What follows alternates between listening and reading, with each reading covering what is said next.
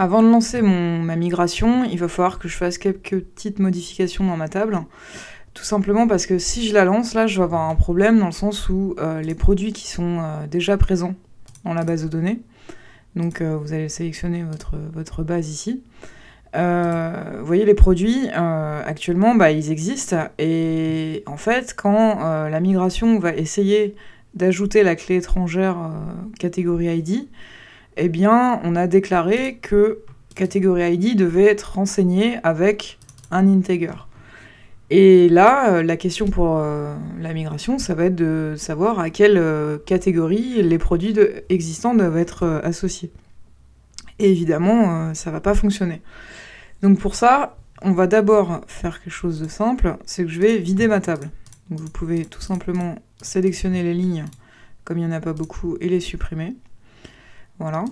Donc là, j'ai une table qui est de nouveau vide.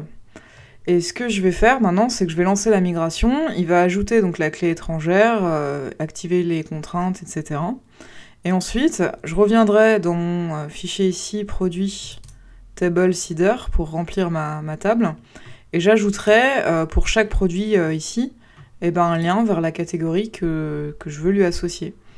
Et donc après, on va relancer cette commande et je vais de nouveau remplir ma table, mais cette fois-ci avec une catégorie pour chaque produit. Voilà, donc déjà, première étape, on lance la migration.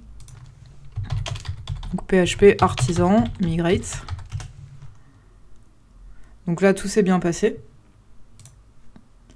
Si j'actualise, j'ai bien ma clé étrangère qui est venue se positionner ici.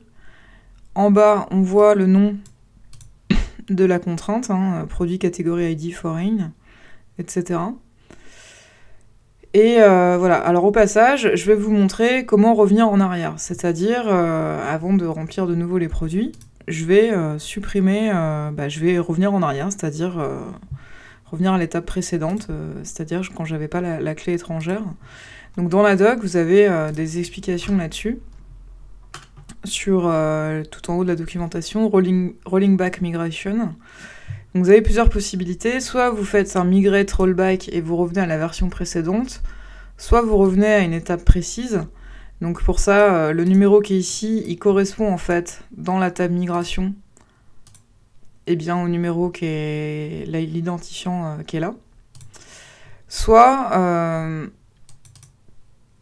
en gros, reset, c'est vous recommencez à 0 et vous refaites, vous revenez aux migrations initiales.